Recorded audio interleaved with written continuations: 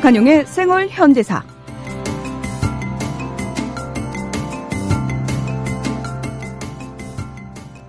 잘못된 역사를 반복하지 않기 위해서는 우리 국민이 역사에 대해서 좀 더 똑똑해져야 됩니다. 여러분께 재미있는 역사 사실은 전해드리고 싶지만 항상 뒷골을 잡게 만드는 역사 이야기 시간이죠. 그럼에도 불구하고 국민TV에서 아마 가장 중요한 프로그램이 아닐까라는 생각을 늘 하게 됩니다. 박한용의 생활현대사, 오늘도 변함없이 여러분을 찾아왔는데요. 스튜디오에 우리 박한용 실장님 함께하고 계십니다. 메리 크리스마스 실장님. 예, 안녕하세요. 멸치 크리스마스는 아니겠죠. 예. 쉬시는데 오늘 또 생방송을 하러 나와주셨어요. 예. 아유, 뭐 쉰다기보다 네. 기절해서 누워 있었어요. 워낙 요즘 역사 문제와 관련해서 일이 빵빵 터지고 지금 사실 발빠르게 대응을 해야 되는 부분들이 많아가지고요. 그렇죠? 네, 그렇죠. 예. 이미 제가 얘기 들어보니까요. 네. 고등학교에는 역사교과서 채택과 관련해서 공문이 돌고 있다. 이런 소문이 있더라고요. 네, 지금 그 진원지가 대구예요. 네. 그 대구에서 21세기 미래교육인가 하여튼 저도 다 기억도 안 나는 좀 생소한 단체예요. 근데 이 단체가 최근에 와서 활동을 하고 있는데 각 학교장들이나 학교 운영위원한테 이 공문을 보냈어요. 공문이라고 하여튼 이렇게 보냈는데 그 내용이 아주 심상치 않아요. 우선 그래서 그런 상황들 먼저 좀 소개해 드려야 될 것 같아요. 네네. 이 내용을 보게 되면 우선 절차를 쭉 설명해요. 현재 한국사 교과서 8종 검정 교과서를 채택하는 과정에 대해서 첫 번째로 교사들이 1차적으로 채점을 한다. 8종 교과서에 대해서. 그 순위를 매기겠죠. 그러면 이 학교 운영위원회에서 심의를 하게 돼 있다. 이 심의가 매우 중요하다 이런 뜻이에요. 네. 그래서 교사가 아무리 채점하더라도 우리가 틀면 가능하다 이런 뜻으로 읽힐 수가 있죠. 그다음에 세 번째가 최종 채택은 교장이지만 교장이 한다 하더라도 두 가지가 돼요. 교장이 운영위원회에서 한 것을 이의를 제기할 수도 있지만 반대로 교장이 채택하더라도 운영위원회가 또 이의를 제기할 수 있다. 한마디로 얘기하면 운영위원회를 장악해야 된다는 얘기가 들리지 않습니까? 그러네요. 예, 그때 별첨 자료가 나와 있어요. 별침 자료 보면 역시 또 색깔론이에요. 참 나쁜 사람들이에요. 지금 우리가 교과서가 지금 뭐냐면 2,000건 가까이 틀려서 수업을 못 한다고 하는데 느닷없이 뒤에다가 교학사 쓰레기 교과서하고 밑에는 우리가 흔히 이제 아는 금성이라든지 이렇게 있지 않습니까? 네. 예. 그걸 또 다 비교를 했어요. 또 비교했는데 아니나 다를까 빨갱이 책들 좌경책은 이걸 썼으면 되겠느냐 하는 거예요. 근데 그 부분이 뭐냐 박정희 쪽을 놓고 한 거예요. 박정희에 대한 기술을 봐라. 그런데 교학서는 잘 썼는데 밑에는 나쁘게 썼다. 이걸 빨갱이로 보는 거예요. 한마디 얘기하면 또 색깔로 몰고는 이 사람들 교육 관련 사람들이 아니고 그건 무슨 테러 단체 같아요. 지금 교과서가 이렇게 이천기가 틀린 것에 대해서 정상적 얘기를 하지 않고 나머지 교과서 특히 이종을 결국 나중에 결국 다 모든 교과서가 7종이 다 빨갱이라는 뜻이에요. 좌경 교과서라는 얘기예요. 근데 그런 공문을 보낸 단체요. 예. 실체가 있는 단체인지 사실 많은 분들이 아니 어디서 이런 단체가 계속 튀어나올까 굉장히 의구심을 갖고 보게 되거든요. 그렇죠. 나는 이게 몇 개월 전에 우리도 알게 된 거예요. 몇 개월 전에 느닷없이 유관순 이름 빠졌다고 빨갱이다 이렇게 하는데 이게 유관순 이름 빠진 거는 그럴 수도 있어요. 왜냐하면 기미독립 선언문에 3.1운동 당시에는 굉장히 많은 사람이 죽었지 않습니까? 그래서 상징의 유관순이었지만 그것은 뭐냐면 그 당시에 투쟁했던 부분이나 34민 얘기를 하자면 유관순이 빠질 수는 있습니다. 그렇다 해서 그것이 뭐냐면 왜곡하거나 모독하는 건 아니에요. 왜? 그만큼의 투쟁한 사람들이 또 많이 있었으니까. 그렇게 되는 것이지만 예를 들면 이 김구 선생이나 김구식 선생의 공로를 이승만에 돌린다든지 이런 건 다르잖아요. 그렇죠. 예, 이게 좀 다른 차원이 그러니까 유관순 오로지 하나 가지고 얘기하고 나머지는 다 빨갱이로 얘기합니다. 현대사는. 근데 놀라웠게도 지난번에 잠깐 말씀드렸지만 강남에서 Y고등학교 교장이 강남 지역의 교장 선생님들하고 회의를 했는가 봐요. 모임을 가졌대요. 거기서 나온 얘기를 들어보니까 말 많은 교사는 빼자는 것이 극단들은 빼자. 그러면 교학사를 못한다면 누구 하나는 죽여야 되겠다는 얘기예요. 그러니까 뭐냐면 좌경책도 같이 채택하지 말자. 교장들이 지금 자기네들이 교과서 좌경인지 우경인지 모릅니다. 내용을 안 보고 어떻게 자기들이 판단합니까? 나는 이게 이해가 안 가요. 그러면서 그 좌경 교과서로 얘기한 책이 금성, 미래엔, 천재, 비교적 뭐죠? 교과서, 교학사 교과서 때 문제하고 그다음에 활발하게 활동하신 분들이에요. 방송 출연도 하고. 교과서 문제점을 알리기 위해서. 아, 그런 분들이 저자로 참여한 교과서를 딱 찍어서 좌경으로. 예. 그런데 예. 이게 딱 대구하고 일치하지 않습니까? 아. 알 수 없어요. 도대체. 예, 참. 거기다가 서남수 교육부 장관은 지금 어떻게 하고 있어요? 지금 채택이 끝난 학교도 있어요.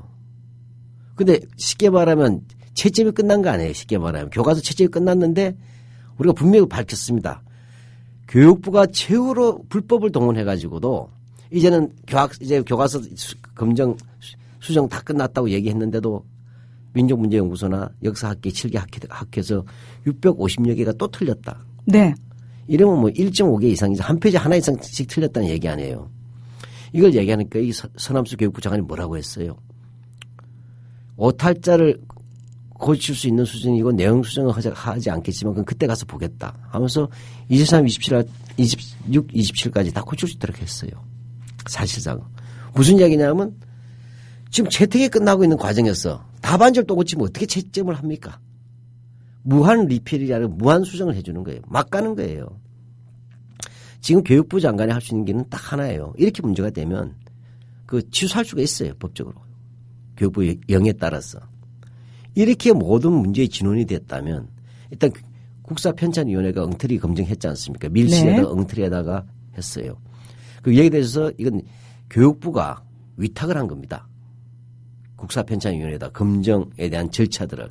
근데 국사편찬위원회가 무리를 일으켰지 않습니까? 네네. 그래서 당연히 감사를 하고 그다음에 처벌을 해야 됩니다. 문책을 하고. 근데 일체 없었죠.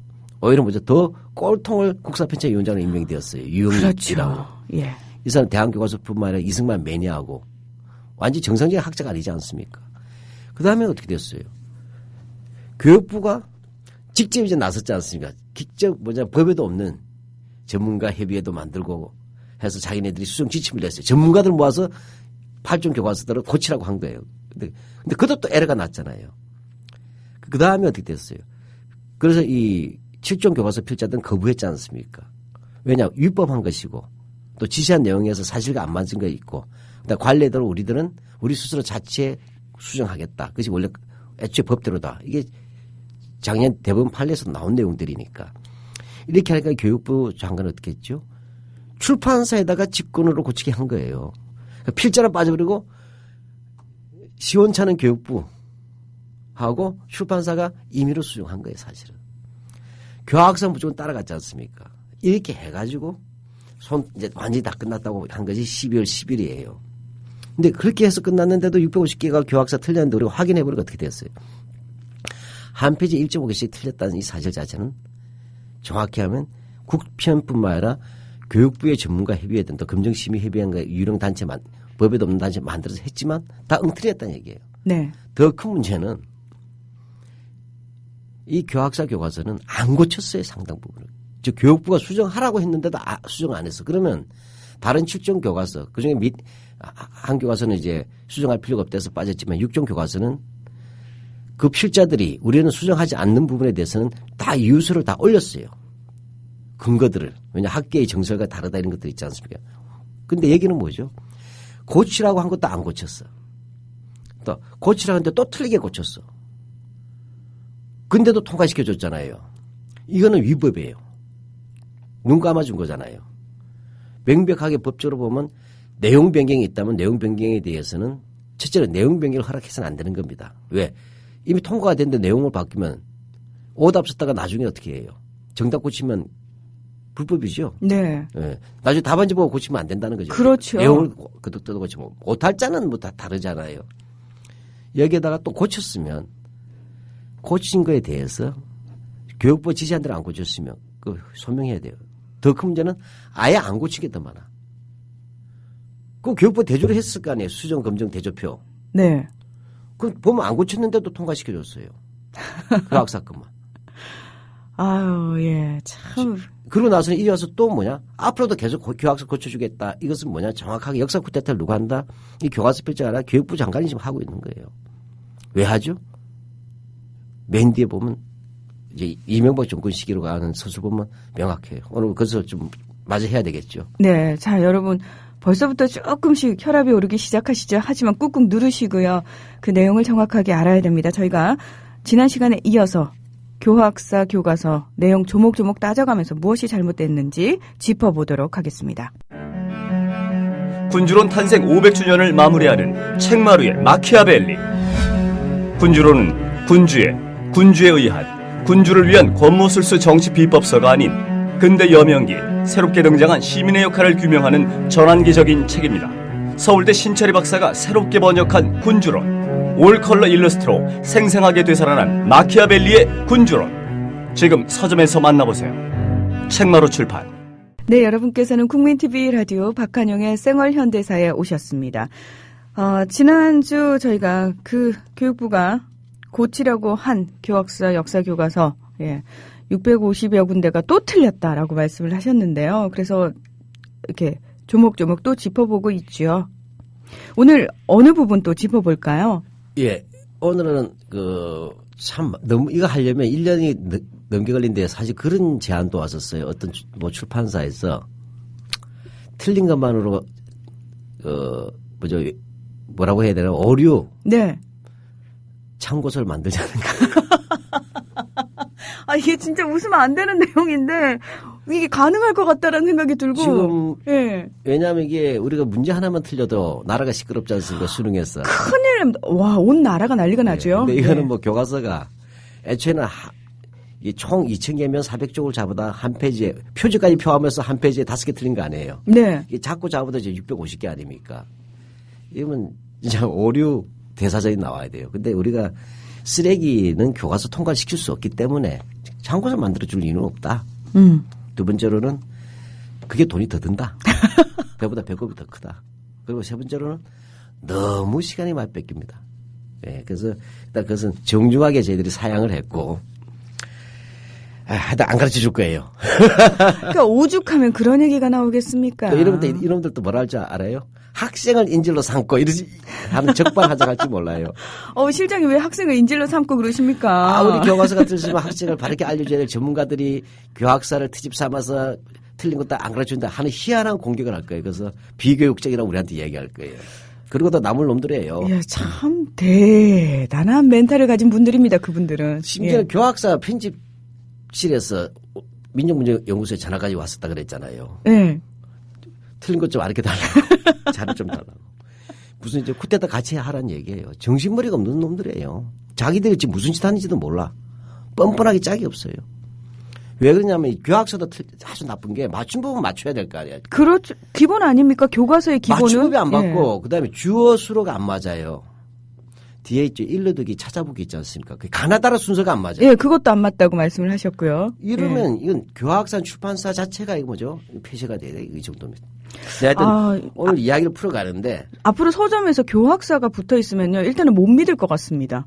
그렇죠. 예. 내가 볼 때 이 교과서는 옛날에 이거 참 기억하셔야 될 게 있는데 5.16 쿠데타가 일어났을 때 그 전단도 찍고 이래야 되지 않습니까? 자, 보면 우리가 3.1 운동 할 때도 전단 찍는 게 굉장히 어렵잖아요. 목숨 걸어야 되니까 아무도 안 하려고 했어요. 네.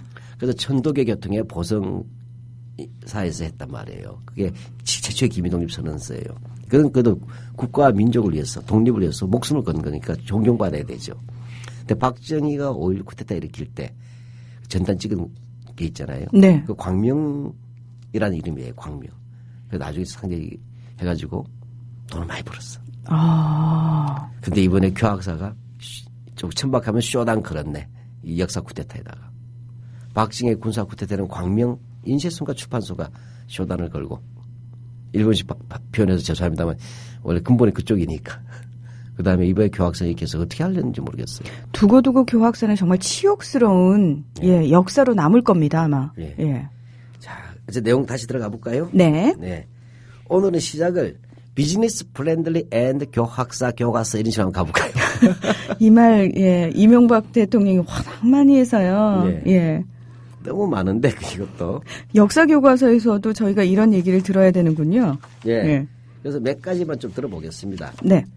자, 일제시대 때 굉장히 뭐냐면 유명한 분이 있었어요. 우리가 크림하면 동동구리무 하면 어른들 다 알죠. 예. 분은 박가분이요. 그렇죠. 예, 박가분. 제가 박가입니다. 예. 다시 말하면 박가가 만든 분이다 이런 얘기 같은데. 아. 자, 이렇게 돼서 일제시대 생활사를 하면서 교학서 245쪽이에요.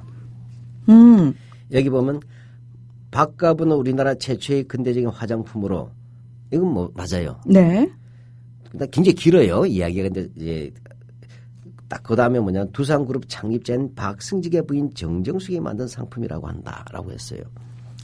근데 뭐냐면 처음에는 이 교과서가 포목점을 운영하는 박승직으로 돼 있었어요. 아, 두산그룹 창립자라는 표현이 아니라. 예, 예. 근데 그것은 뭐냐 이번에 뭐냐면 이 박승직은 친일인명사실에 들어가 있는 사람이에요. 네. 친일파예요. 근데 갑자기 느닷없이 뭐냐면 두산그룹을 집어넣어버린 거예요. 그러니까 두산그룹의 부인이 만든 상품이다 이렇게 했어요. 한마디로 이야기가 뭐죠? 이 교과서가 이런 거 조심해야 되거든요. 현지에 있는 그런 이제 기업 이름을 쓴다는 것은 엄청난 광고 효과가 있다. 그렇죠. 예. 예. 저는 역사 교과서에 네. 현재 버젓이 운영되고 있는 기업의 이름이 들어간 걸 지금 처음 보는 것 같은데요, 거의? 그렇죠. 예. 그 우리 이해가 안 가는 거예요. 이거 하면 전 학생들에게 뭐죠? 두산그룹 홍보하는 거잖아요. 그렇죠. 그럼 정확하게 그것도 같이 내야 돼. 친일인명사전에 수록된 박승지 이렇게 얘기해 맞죠. 역사적으로는. 왜냐 우리 기업 홍보를 하는 게 아니라 역사적으로 본 사람이 왜 친일했냐도 중요하잖아요. 그렇죠. 그러니까 포목점을 운영하던 박승직을 고치시라고 박승직이 친일파라고 얘기하니까 그 친일에 관한 문제를 해명해야 되는데 포목점에서 나중에 두산그룹으로 발전했어요. 결국 뭐죠? 이렇게 한국 기업이 일제시대부터 역동적으로 발전했다 하는 것이에요. 뭐 이건 그래도 덜 악질적으로 봅시다. 네. 그다음에 259쪽이 있어요. 조선물산 장려회라는 게 있어요. 네. 이 내용은 이제 이건 전문적이라서 그렇습니다만은 여기서는 기업 홍보뿐만 아니라 이데올로기가 어떻게 들어가 있냐라는 것을 이제 봐야 돼요. 이제 쉽게 뭐 우리 물건 쓰기 운동이라고 하잖아요. 그렇죠. 예, 국산품 장려 같은 비슷한 거예요. 쉽게 말씀드리자면 물론 여기는 복잡한 게 있습니다. 토산 장려 운동이니 뭐니 여러 가지가 있지만 좀 하게 되면 이렇게 쓰고 있어요. 조선물산 장려는 전국의 분회를 설치해. 이거 우리 문화 아나운서께 한번 읽어봐 주실래요? 조선물산장려회는 전국에 분회를 설치해 대중적 계몽운동을 1930년대 말까지 전개하였다. 그러나 물산장려운동은 일제로부터 탄압을 받았고 사회주의자들로부터 자본가와 상인의 이익만을 추구한다고 비판을 받았다. 예, 자, 여기서는 두 가지예요. 대중적 계몽운동을 1930년대 말까지라고 했죠. 네. 이게 걸려요. 역사는 언제부터 언제까지냐. 영어는 from till. 굉장히 중요하죠. 기간. 그렇죠. 예. 조선부산 장려회 운동은 1923년 전후한 시기에 짧게 활발해졌어요. 예, 그렇게 되어 있습니다. 그래서 그다음에 1930년대 초에 잠깐 반짝하고는 그게 완전히 침체했어요. 따라서 역사적 의미가 언제 있냐면 1923년 전후한 시기라든지 있었고 그다음에 30년대에 잠깐 나왔다가 사라진 걸로 봐야 돼요. 그런데 뭐예요? 이 부분이 틀렸죠. 두 번째로 일제로부터 탄압을 받았고 일제부터 탄압이라고 보다는 그다음에 여기에는 사회주의로부터 자본가와 상인의 이익만 추구한다 비판받았다 이렇게 돼 있잖아요. 네. 근데 이 부분에서는 이 참가한 사람들에 대해서 지금 이렇게 들으면 어떻게 해석이 되냐면 물산장려운동은 10년 이상 한 20년 가까이 된 거야. 이게 쉽게 말하자면 거짓말인데 비난하려는 게 아니라 사실이 안 맞다는 얘기예요. 이것이 뭐냐면 침착하게 되는 데는 일제에 탄압하고 사회주의자들의 공격이었다는 얘기예요. 그건 뭐죠? 일제하고 사회주의자가 손을 잡았다는 이미지를 주죠. 그런 느낌이죠. 예. 예.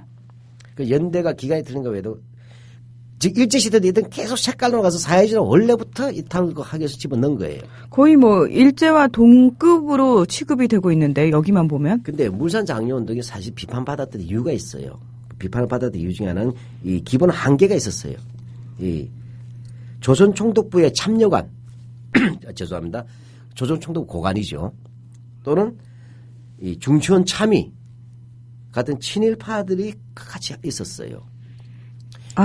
물산장려운동 내부에. 예. 예. 그래서 구성원들 자체가 이미 상당히 한계가 많은 것들이었다는 것이에요. 두 번째로는 뭐냐면 이 사회주의자들이 전부 다 이렇게 비판한 게 아니고 사회주의 내에서 갈라졌어요. 이거를 그래도 이것은 필요하다 시기적으로 전술적으로 필요하다 해서 그대로 함께 참여하자는 쪽도 있고 아니다. 이건 한계가 있는 거 아니냐 이렇다면 이 논쟁이 있었어요. 따라서 사회자들이 모두 반대한 건 아니잖아요. 네. 자, 그럼 이거 왜 이렇게 했느냐? 그럼 전체적인 이미지는 뭐냐? 조선물산 장려에는 이 교과서는 뭐냐면 독립운동을 할 때 늘 이야기한 게 실력 양수운동하고 외교밖에 얘기 안 하잖아요. 네네. 그렇죠? 실력 양수운동이 뭐냐? 기업가들이야. 바로 이 비즈니스 프렌들리의 근거는 뭐냐? 일제 시기에 많은 기업인들이 두 가지를 했다는 거예요. 우리나라 산업을 육성했다는 거하고 또 하나는 산업을 통해서 조선 독립을 추구했다. 이 대표적인 운동이 물산 장려 운동이다. 이렇게 말을 하고 코드를 넣는 거예요. 요 코드에서 깔려있어. 그러니까 우리가 잘 알듯이 중요한 운동 임시정부 가면 이승만으로 가버리잖아. 네. 네. 이 전제를 먼저 이해해야 돼. 이 흑막을 이해할 수가 있어요. 그러니까 일반인이 들을 때 뭐가 뭔지 몰라요. 자, 그러면 여기서 물산 장려라는 이미지가 어떻게 되냐면 결과적으로 실력 20년대에서 30년대 말까지 무려 20년 가까이 지속된 운동으로 뻥튀가 된 거예요. 실력 양성 운동의 대표적인 걸로. 기업인들의. 그리고 두 번째가 뭐죠? 이게 최대의 수혜 계층이 근데 사회주의는 아까 공격했대서 그건 뭐죠? 일제와 사회주의가 연합해서 공격한 셈이 되잖아요. 사회주의는 부정적으로 느끼게 하죠. 자본가는 또 이제 이야기하고. 그다음에 세 번째가 뭐냐? 이 부분의 핵심이 경성방직이 제일 수혜 계층이에요. 아. 이 당시 경성방직이 죄송합니다. 방직 공정이잖아요. 네. 옷 메리아스 시켜봐 이런 거 만드는 거지 않습니까? 근데 국산품 애용 운동이야. 요즘으로 치자면 이미 1920년이 되면 회사령이 철폐가 되고 관세가 무너집니다. 일본과 한국 사이에. 그러니까 일본에 뭐 질 좋고 싼 제품들이 들어오게 되니까 경성방직 위기에 처하죠. 이때 물산 장려 운동 하겠니까 잽싸게 경성방직이 우리가 민족 기업이다. 그러니까 조선 사람은 조선 물건 사주셔야 할 때 최대의 수혜자는 경성방직이죠. 네. 네. 그래서 결과적으로 보면 경성방직은 김윤수 것이고 김윤수는 김성수의 동생이고 여기에 언론 플레이는 동아일보가 그 당시에 했단 말이죠. 대표적인 친일파 집단이죠. 예. 이쪽을 애초부터 이렇게 계속해서 뺑기치려는 거예요. 요즘 말로 하면요. 예. 이런 것들이 숨어 있다는 얘기죠. 예. 그래서 이게 별거 아니지만 규모에 따져보면 음험하게 쓰여 있어요. 예. 야, 머리 많이 굴렸네요. 참. 네. 자, 이런 식으로 하다 보니까 이제 잘 보세요. 박갑은 얘기하면서 두산그룹 얘기해 줬죠. 물산 장려하면서 마치 독립운동처럼 얘기해 줬잖아요. 근데 사실 경성방직에 대해서는 The Offspring of Empire, 제국의 후예란 책이 있어요. 미국 학자가 쓴 게 있어요. 보면 이 시기에 뭐죠? 낮에는 조선 사람은 조선 물건 사주지 하면서 밤에는 총독부에 가서 향응을 베풀고 김밥을 사서 요즘 두수를 비비면서 이게 다 나와 있어요. 이중 플레이를 한단 말이죠. 낮에는 마치 애국적 민족 자본가처럼 밤에는 조선 총독부 찾아갔어. 근데 일제시대뿐만 아니라요, 실장님. 네. 저희가 그 한창 경제 성장하고 경제 개발을 하던 당시에도 국민들이 이런 식으로 동원이 되고 이용당했어요. 그러니까 제국의 후예라는 자 보십시오. 독도 문제가 일어났잖아요. 그렇게 되니까 어느 뭐 맥주 회사에서 우리 맥주 한 병 사주면 1원을 한 병당 1원을 독도 기부금 내겠다. 네. 이걸 가지고 민족 기업이라고 얘기할 수 있어요?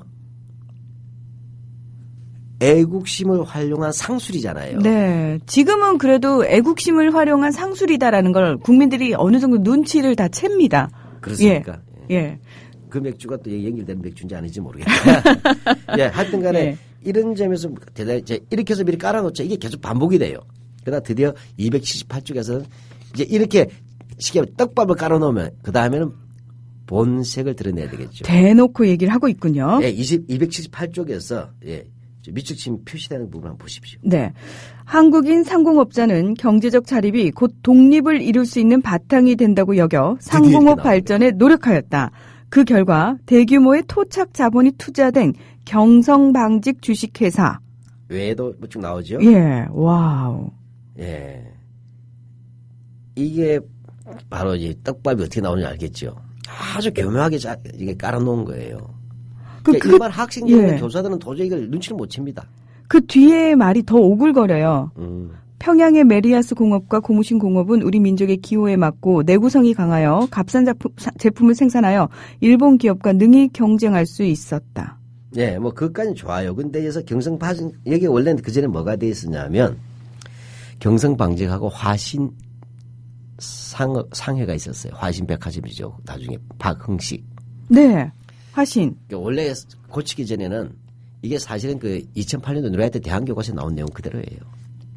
그걸 약간 순하게 고친 건데 그때는 어떻게 했냐. 대한교과서들을 그대로 뺏겨가지고 수정하기 전에는 경성방직하고 화신상해까지 두 개를 다 넣었었어요.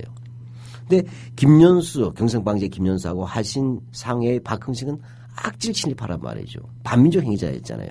그걸 문제 제기하니까 박흥식 화신만 빼고 경성 끝까지 살려준 거예요. 끝까지 동아일보 계열은 끝까지 이 사람들은 목숨처럼 교과서에다 주입한 거예요. 곳곳마다 이해가시겠죠. 근데 경성방직이 이렇게 됩니다. 이건 조금은 얘기해야 될 것 같은데 사제 김연수잖아요. 네. 요즘 우리가 경성방직하면 별로 크게 안 느껴지잖아요. 재벌로서. 그 이유가 있어요. 일제 때 경성방직 이렇게 해서 토착 자본이라고 말할 수 있겠죠. 그러나 민족 자본이라고 말하기는 어렵겠죠.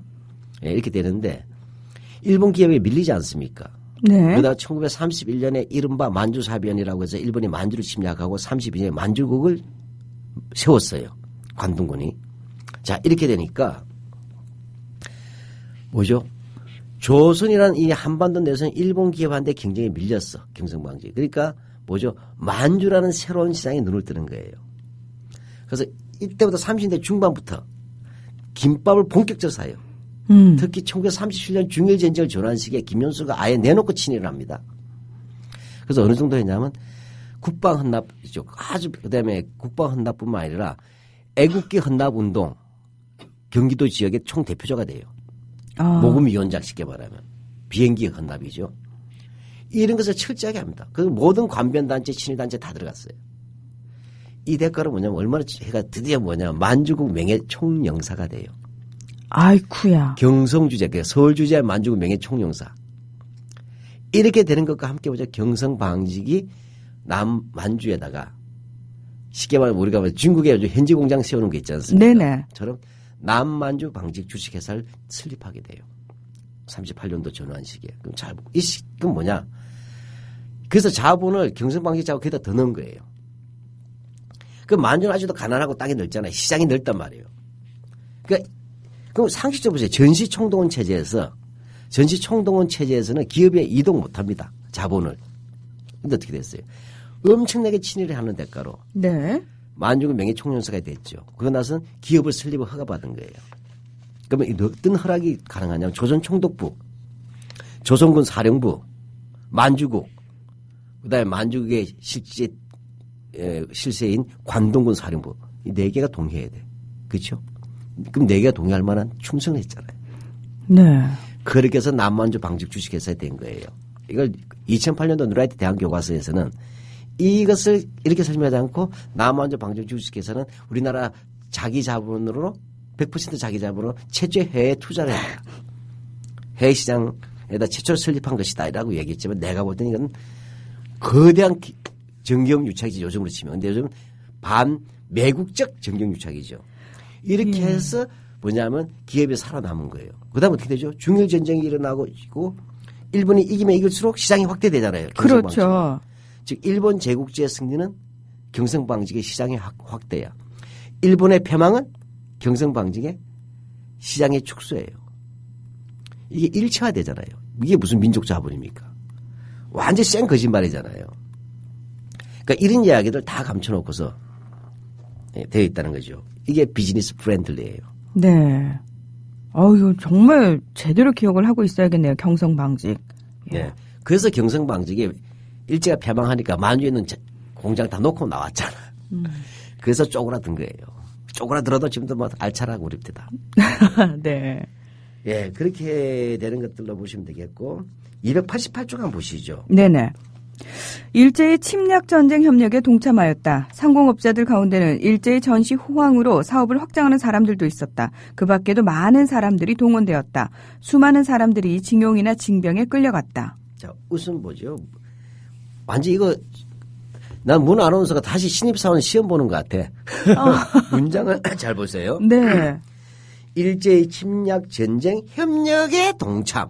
이거 굉장히 자발적으로 할 때 얘기하지 않나요? 이런 식의 표현은? 그래서 깨놓게 일제 침략 전쟁에 협력했다 하든지 일제 침략 전쟁에 동참했다가 맞는 거예요. 아, 잘 생각해 보세요. 협력하는데 동참한다는 것은 뭐죠? 몇 달이 건너 있는 것 같은 느낌 주지 않아요? 네네. 문장 자체가 틀린 말이네요. 예. 근데 틀리게 쓴 거예요. 일부러 내가 볼 때는.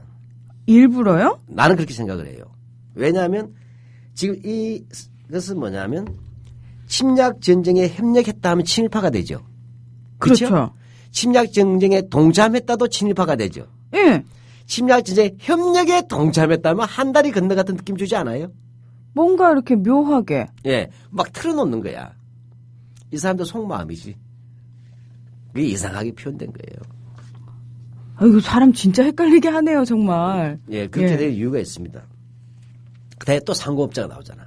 네. 상공업자 가운데는 일제히 전시 호황으로 사업을 확장하는 사람도 있었다. 이거 어떻게 생각하세요? 자, 이거는 굉장히 위험한 거예요.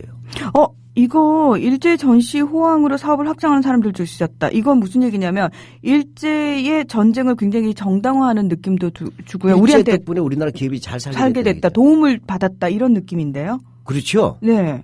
이건 두 가지가 사기친 거예요. 첫 번째로 일제의 전시 호황 때문에 사업을 확장했다기보다는 일제 전시 총동원 체제에서 통폐합을 시킵니다. 기업들을. 여기서 이익을 본 거예요. 두 번째로는 뭐냐, 친일을 했어요.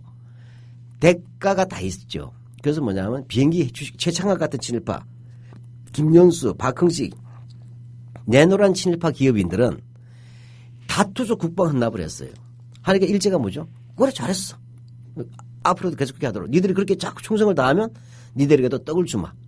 그래서 뭐냐, 비행기 주식회사도 만들었어. 허락을 해줘요. 다시 말하면 일제가 침략 전쟁을 일으키자 여기에 적극 가담함으로써 사업을 확장할 수 있었다가 맞는 거예요. 네. 그렇잖아요. 네네. 그러니까 이들이 뭐냐면 엄청난 비행기에서 만든다는 건 엄청난 거 아니겠어요? 그렇죠. 그렇게 해서 가능했던 것은 그건 전투기 만드는 거예요. 특혜잖아요. 군수산업. 그것이 무슨 전시 호황으로 그냥 줬겠어요? 친일의 대가죠. 그리고 두 번째로는 뭐냐. 아까 지금 문 아나운서께서 이야기했듯이 이거는 침략 전쟁에 끌려갔던 우리 할아버지 할머니들 또는 침략을 당했던 아시아의 많은 사람들에 대한 모독이죠. 뭐냐. 니들은 고통당했지 몰라도 우리는 그래도 이렇게 감으로써 돈 버는 사람도 많았다? 이런 뜻이야. 그럼 일제 침략 전쟁 옹호죠. 네. 정당성을 부여해 주는 거죠. 일제 침략 전쟁에 대해서 옹호하고, 그죠? 그 다음에 뭐죠? 친일을 옹호하죠. 이광수 그랬잖아요.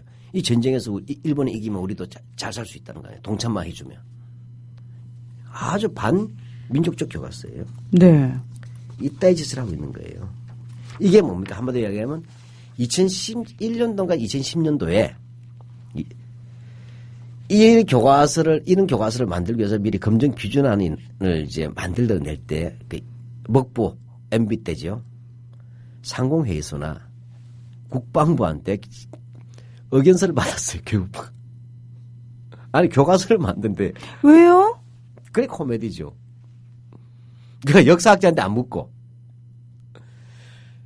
바로 이 2013년도 또는 14년도에 사용될 교과서에 대해서, 한국사 교과서에 대해서 의견을 받겠다고 한 게 상공회의소, 국방부, 통일부, 감이 잡히죠. 그래서 뭡니까? 그 다음에 나왔는데, 그래서 국방부에서는 5.16이라든지 5.18 이제에 대해서 군에 대한 부정적 기술을 좀 자제해달라는 거예요. 그게 의견서예요. 그 다음에 상공회의소에서는 한국의 재벌이나 기업이 대한민국 근대화 이바지 안정 긍정적인 기술을 해달라는 거예요. 기업 홍보서를 써달라는 겁니다. 교과서를 보죠. 기업 홍보지로 만든 거죠. 바로 비즈니스 프렌들리에 충실한 서술이에요. 민족도. 그러니까 일제시대도 다 고쳐버려. 재벌의, 그래서 지금 반노동 친재벌 교과서인데 이 친재벌의 수준이 뭐냐? 역사까지 뜯어 고치면서 만드는 교과서예요. 정말 입이 떡 벌어지면서 전방위적이다라는 생각밖에 안 드네요. 예. 와. 예, 그 다음 이승만인데 이승만 넘어갑시다. 하나도 안 고쳐졌기 때문에. 또 반복하시면 화내실 것 같아. 예. 이건 지난번에 한번 말씀드렸죠. 그러니까 이게 이승만 생략하겠습니다. 굉장히 많았습니다. 이승만에 관련해서는. 자, 그러면 이런 문제가 있어요. 일제시대 친일 기업인들조차 민족 기업 또는 조정 독립을 위해서 했던 것으로 묘사하고 그다음에 비즈니스 프렌드로 했다면 결국은 이건 근대화라고 하는 측면하고 연결되어 있잖아요. 네. 즉 근대 자본주의에 기여했다. 일찍부터 한국의 자본가들은 뭐 일본과 경쟁하면서 경쟁은 무슨 경쟁 일본에 충성하면서 한 건데 그렇다면 일본의 식민지 근대화에 대해서 이들은 경악 수준이에요. 그래서 오늘 그걸 좀 더 얘기해 보시죠. 네. 자, 이 교학사 역사 교과서가 일제 식민지 근대화를 어떻게 보고 있는지. 예, 279쪽 한번 보실래요? 네. 이야기 한국사. 전북 김제에서 지주제의 발달. 네. 동진수리조합은 1928년에 섬진강 상류에 유역 변경식 운암댐을 완성함으로써 김제군 광활면 관척지에도 농업용수를 공급할 수 있었다. 예. 동진수리조합에 대해서는 저희가 지난번에도 얘기를 한 적이 있었어요. 그렇죠. 예. 끝내 안 고쳤어요. 아. 원래 이 내용은 원래 다른 책을 뺏긴 거예요. 옮겨온 거예요. 뺏겼다고 말하기 그렇죠. 옮겨왔는데 여기서 뭐냐면 그 원래 책은 김승태라는 분이 쓴 책에는 여기에는 많은 뭐냐면 그 소작인들이 고통을 당하고 빼앗겼다. 그래서 그 수리조합 건설 과정 당시에 조선의 인부들이 줘 맞고 임금을 못 받아가지고 쉽게 말하면 폭동에 가까운 거 일으켜요. 그러다가 뭐냐면 일본인들이 총을 쏘고 전부 다 김제 경찰서에 끌려가고 그래서 전북 기자단이 성명서까지 내요. 성명서 특별 조사를 해서 보도까지 합니다. 그 다음에 이후에도 뭐냐 높은 소장료 때문에 항의가 일어나고 이게 중요한 동진수리조합 반대 투쟁이에요. 이거는 역사적 대표적인 사건이에요. 일제시대 네. 수리조합 반대 투쟁으로. 근데 뭐예요? 이 교과서는 앞에 부분 다 해서 일본 뭐 이제 아베니 뭐 구마모토니 이들이 일본인 농장주들이 간척사업에다가 그대로 다 썼어요. 쓰고 조선인이 고통당하고 저항했다는 다 빼버린 거야. 옮겨올 때. 심각한 문제죠. 그 자기들 읽고도 조선인이 어렵게 살았다. 조선인이 저항했다는 다 뺐어요. 그러고 나서는 이게 사진을 2개나 넣었어. 2개나. 아베 농장이 관척사업하는 사진. 또 하나 그 밑에 칼라 사진을 넣었어요. 바로 1920년대 말에 동진강에서의 간척사업 결과로 난 아주 휘황찬란한 그림자를 집어넣었어. 하고 이 일본인들이 이렇게 간척을 해서 전라북도 일대에 농업용수가 공급될 수 있었다고 했어요. 이거는 완전히 조선총독부 교과서에 나오는 거예요. 네네. 근데 일제시대 때 제가 조선총독부 교과서를 찾아봤어요. 일제시대 조선총독부 교과서도 이렇게 길게는 안 써서 한 줄 정도지. 아. 물론 기념엽서도 있고. 그 다음에 수리조합 댐 다 이거 홍보했어요. 조선총독부보다 더 홍보했죠. 한마디로 얘기하면 뭐죠? 전라북도 농촌은 일본인들과 조선총독부가 다 해줬다. 감사하라는 거예요. 그래서 여기서 저하기도 조선 이야기는 하나도 안 넣었어요. 이건 완전히 총살시켜야 될 내용이에요. 그 당시에 만약에 독립운동가들이 일제시대 이걸 봤어도 죽일 놈이라고 했을 텐데 지금 고등학교 학생들한테 이걸 가르치고 있는 거예요. 하여튼 회로가 더 놀라운 것은 일본의 우익교과서 있잖아요. 우익교과서도 이거 비슷한 걸 썼어요. 수리조합 반대. 근데 거기는 뭐냐. 오히려 일본 우익교과서는 많은 간척도 했지만 이것 때문에 농토에서 쫓겨난 조선인 농민도 많았다라고 써주고 있어요. 구시오산과 지유사건은.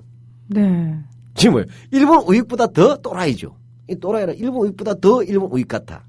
그러니까 도대체 이들에게 조국이 어디냐고 물어보고 싶네요. 예. 이게 참 이런 표현이 안 좋지만 호로자식이라 그러죠. 우리가 예. 옛날 표현 안 좋은 표현입니다만은. 예. 아니 뭐 근데 그런 표현을 들어도 쌉니다. 예. 그러니까 나는 이걸 보면 박정희 박정희에 대해서 옛날에 누가 그렇게 했다. 문명자식 책에 보면 일본 육사 다닐 때인가 언젠가 보면 일본 육사 교장이 박정희 군은 보쿠세이키 군은 일본인보다 더 일본인다운 데가 있다라는 이런 말을 했다는 그런 것이 문명자식 책에 나오잖아요. 나는 이 이명이나 권희영 보면 일본 우익보다 더 일본 우익스럽다. 일본 우익 교과서보다 더 일본 우익 교과서인 것이 교학사 교과서예요. 따라서 이 교학사는 뭐죠? 이 출판사는 일본 우익 출판사 똑같은 거예요. 네. 진짜 그들의 표현대로 그 두 분에게 일본으로 가시라고, 거기 가서 사시라고 얘기를 하고 싶네요. 그렇죠. 예. 아주 나쁘죠. 예. 그니까, 신편 아다라시 레키시 교과, 죄송합니다. 신편 새로운 역사 교서, 우리 식으로 읽을게요. 네. 라는 그 책에 보면 173쪽에 한국 병합이라는 게 나와요. 일본 가장 극우들이 쓴 책인데 여기 보면 그러나 이러한 근대화 사업에 의해 역시 얘들도 근대화 식민지 근대화론이잖아요. 일본이 또 근대화를 시켜줬다. 야만의 조선을 했는데 그다음에 그래도 얘들은 약간은 찔린 거야. 그때까지의 경작지로부터 쫓겨난 농민이 적지 않았고 조선의 전통을 무시한 여러 가지 동화 정책을 추진했기 때문에 조선 사람들은 일본의 반감을 더욱 강하게 가졌다. 그러니까 팩트를 써주긴 했네요. 그러니까 어쨌든 얘들은 부작용이 좀 있었다지만 이 교과학사 교사는 부작용도 없었어. 예, 전혀. 네, 그런 거예요. 예. 참 저희가 일본 우익 교과서에 참 감동할 줄은 몰랐네요. 예. 어이가 오죽하면 예. 세상에 교과학사 교과서 읽다 보면 일본 우익 교과서 보고 감동 먹어. 그러니까요. 이게 뭔 일입니까? 예. 예. 예, 그다음에 우리가 또 보면 이 식민지 근대화로는 놀라운 게 좀 많기 때문에 제가 여기 뭐 개 준비를 몇 개 조금 오늘 좀 가져온 게 있었어요. 네네. 그래서 보는데 제일 큰 게 제5단원이에요. 제5단원. 근데 5단원인데 여기가 바로 일제강점기의 사회경 5단원 중에서도 06번. 예. 06번인데 네. 여기 일제강점기의 사회경제 변화예요. 그래서 제가 오늘 좀 추가로 준비를 좀 해왔어요. 네네. 했는데 이 부분의 핵심 뭐냐 이거예요.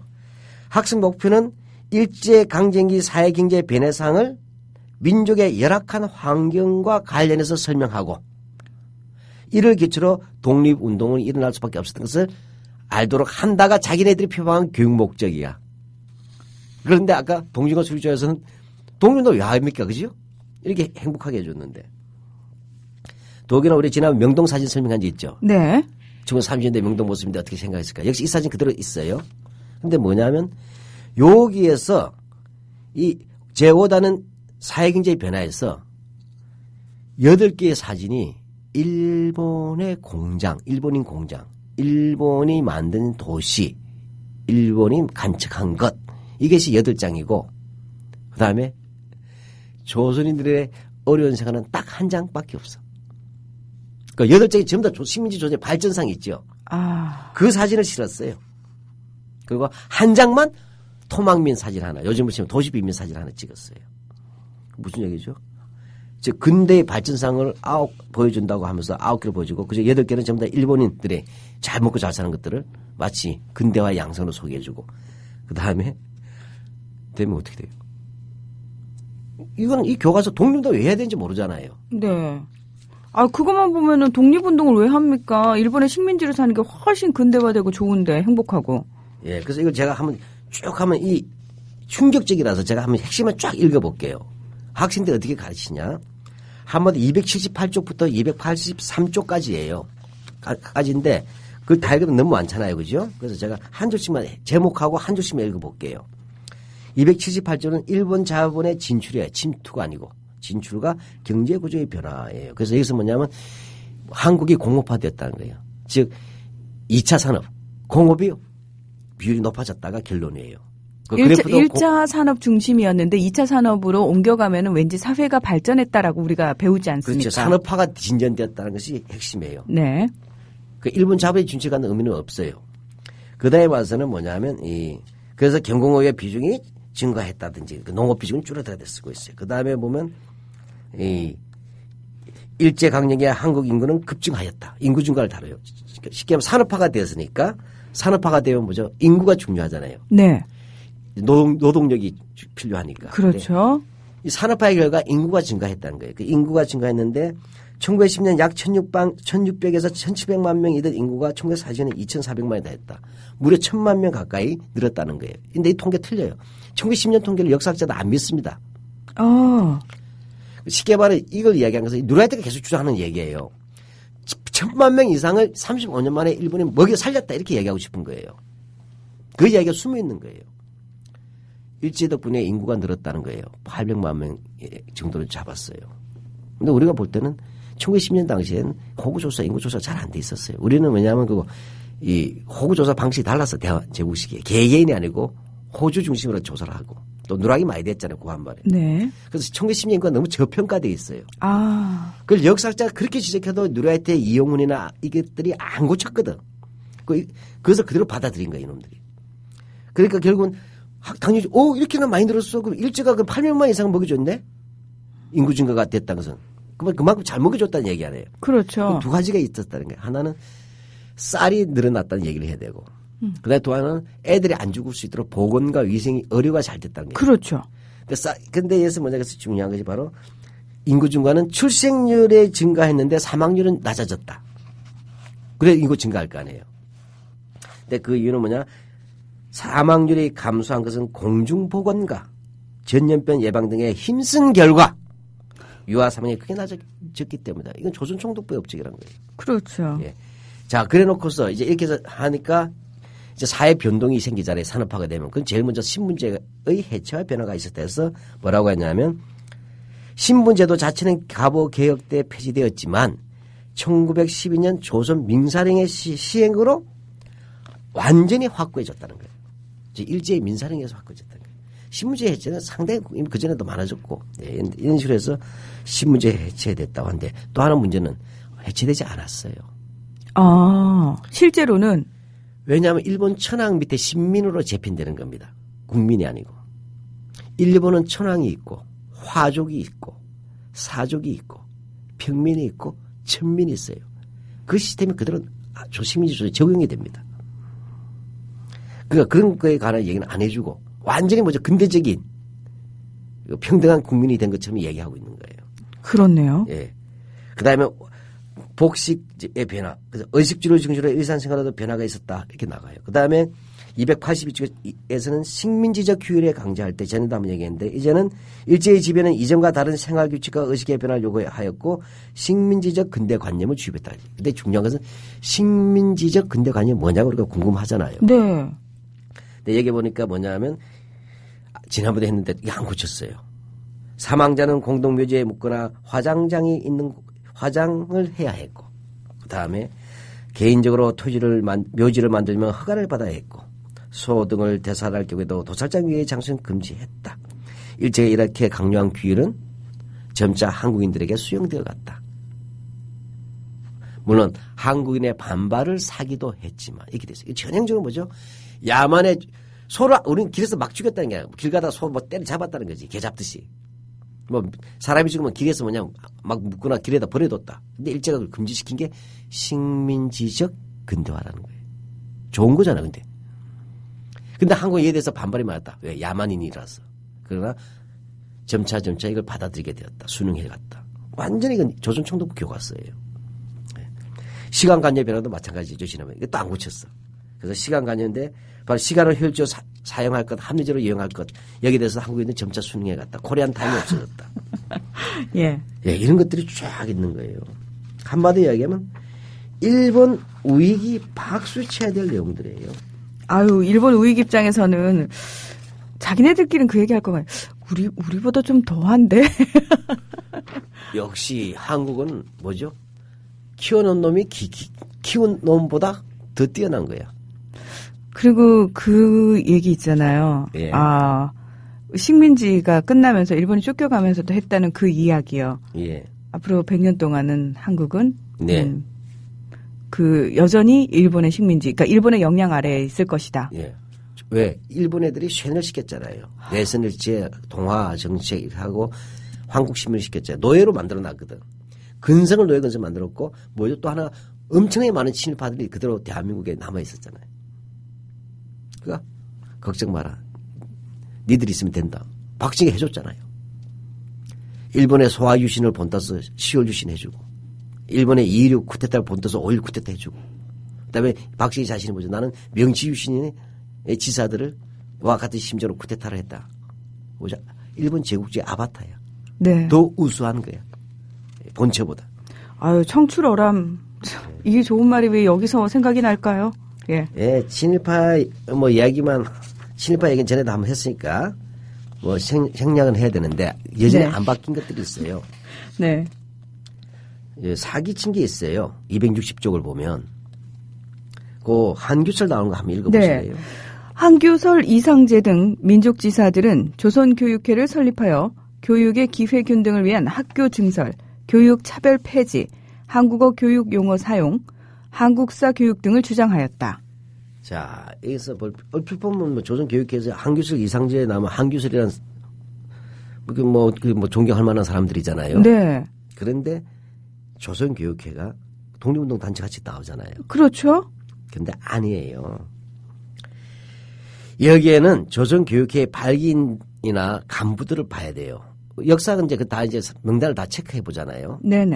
보게 되면 경찰 경부 출신, 그 다음에 또는 중시원 참의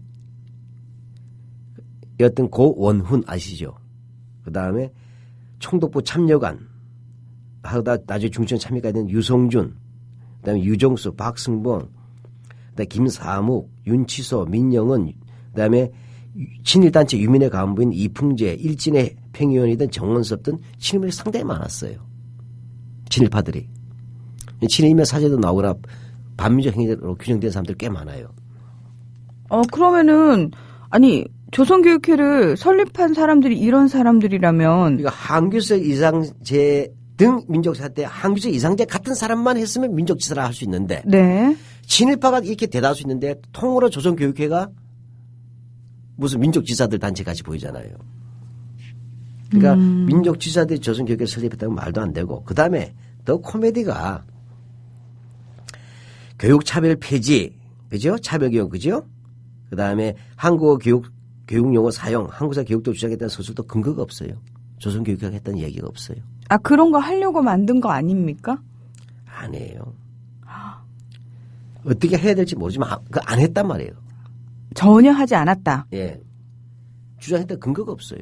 어디서 이걸 봤는지 모르겠어. 그 어디서 나온 얘기입니까? 뭐 이런 얘기가 한두 군데는 아닙니다만. 얼핏 보면 굉장히 운동단체 같잖아요. 정교조 같잖아, 정교조. 아니, 참교육 학부모회. 그렇죠? 예. 이걸 보면 참교육 학부모회나 정교조 같으면 전혀 아니올 시다예요. 애초부터 출범하면서부터 조선총독부에 설립 인가원을 제출했어요. 허락해달라고. 그래서 기본적으로 조선총독부의 협력을 얻으려고 했던 것이에요. 그런 상황에서 총독부에 인가 제출하면서 그래 어떻게 교육차별을 폐지하라. 쉽게 말하면 정교조 만들 테니까 허락해달라. 지금 정교조가 있지만 있는 정교조도 없애는 게 현 박근혜 정부 아니에요? 그렇습니다.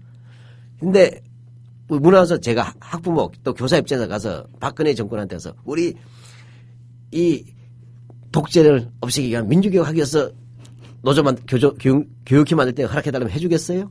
아이고, 예. 잡혀가지 않으면 다행입니다. 예, 그러니까 이 자체가 코미디예요. 이 조선청년연합회라고 지난번에도 얘기했는지 모르겠어요. 네. 헷갈립니다. 수정전화 수정 후에 또 나오니까. 이게 분명히 집어넣으라 했는데 또 나왔어요. 코미디예요. 조선청년연합회를 이제 청년운동을 설명하면서 조선청년연합회라는 게 있었어요. 20년대. 하면서 거기 핵심으로 장독수 사진을 넣었어요. 근데 뭐냐면 조선청년연합회가 장독수 넣은 것은 뭐 넘어간다 치더라도 조선청년연합회 설립 취지에 대해서 쭉 장독수가 섰다고 해가지고 쭉 길게 인용을 하고 있어요. 네. 근데 별로 중요한 단체 아니에요.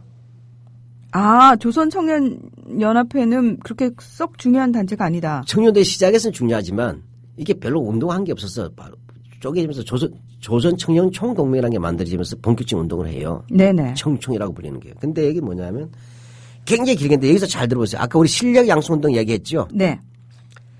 이 자료 인용한 게 이 자료를 굉장히 길게 쓰고 있어요. 조선청년연합회 글을 쓰고 있는데 장독수가 썼다고 얘기하죠. 그래서 내용이 뭐냐. 첫째는 친목, 둘째는 수양, 그다음 넷째는 체육 증진. 이거 왜 중요하냐고. 일제시대 때 수양하고 친목하고 체육 증진하자. 이거를 교과서에 소개할 수 있습니까, 일제시대? 아니 그냥 자기네들끼리 친목단체 만든 게 왜 역사로 저희가 배워야 하는 거죠? 그래서 그래서 청년연합회가 문제돼서 나왔단 말이에요. 근데 더 웃긴 것은 첫째는 친목, 둘째는 수양, 넷째는 체육진인데 셋째가 빠졌네. 예, 셋째는 뭔가요? 까먹었어요. 나도 전에 봤는데. 셋째를 빼버렸군요. 네, 그러니까 항일운동에 앞장선 청년동맹은 빼버렸죠. 또 실력 양성이죠. 수양하고 독립운동 한다는 게 적극적인 게 없잖아요. 그래서 이게 문제됩니다. 그런데 장두순 누구죠? 또 여기다 동아일보 소속으로 밝히고 있어요. 동아일보에서 일하고 있던 장덕수. 다 복선이 다 깔려 있죠. 곳곳마다. 이승만과 김성수가 동아일보가 곳곳마다 깔려 있는 거예요. 네. 예, 이렇게 돼 있어요. 뭐 이병도도 그대로 돼 있고 유치진도 그대로 돼 있어요. 아, 유치진. 예, 저희 지난번에 얘기를 했었어요. 예, 그래서 지금 뭐냐면 이 교과서를 사실은 뭐 해방연은 하지 못했지만 해방에도 더 끔찍합니다. 이승만, 박정희 전에 한번 말씀드렸잖아요. 네. 하나만 말씀드리자면 6.25 사진이 있어요. 새벽 4시에 남심한 북한군 탱크들하고 사진을 소개했어요. 근데 대낮같이 환해, 탱크가. 아. 탱크 번호도 다 보여. 오산에서 대낮에 지금 북한군 탱크를 새벽 4시에 휴전 3팟을 넘은 탱크라고 달아놨어요. 오후 4시인 줄 아는 모양이야. 와. 뭐 교과서가 이렇습니다. 저희가 흔히 그렇게 얘기하죠. 입만 열면 거짓말이야라고 표현을 하는데 글만 쓰면 거짓말을 쓰는군요. 이 인간들 입도 떼기도 전에 거짓말이야. 손이 먼저 거짓말을 네, 쓰고 있네요. 한마디 하면 뭐죠? 괴물이 등장한 거예요. 아. 이 교과서를 지금 뭐냐면 밀어붙이고 있는데 결국 이게 뭐예요? 이 만대대 이명박에 대해서 찬양하잖아요. 지난번에 얘기했잖아요. 이명박이 뭐냐면 선진국도 경제가 어려운데 처음으로 25시 클럽에 가입했다. 이 25시 클럽이 뭔지 찾아보니까 조선일보가 만든 말이야. 앞에는 노무현, 김대중 디스하고 요즘 말로. 네. 정확히 하면 새누리당 찬양 교과서예요. 그 뭐죠? 이 교과서 가르쳐서 뭐 하겠다고 5년 뒤에. 다시, 아이들 새누리당 예. 청년당원 키우는 프로젝트예요. 그래서 5년 뒤에 대통령 선거 준비하겠다는 거 아닙니까? 그렇지 않고 이게 이렇게까지 옹호하는 이유가 뭐겠어요? 그렇지 않으면 이 교과서는 정세에서 통과될 수가 없습니다. 불구하고 밀어붙인 게 이거예요. 예. 그래서 우리가 소송하고 아마 피의자들이 소송할 거예요.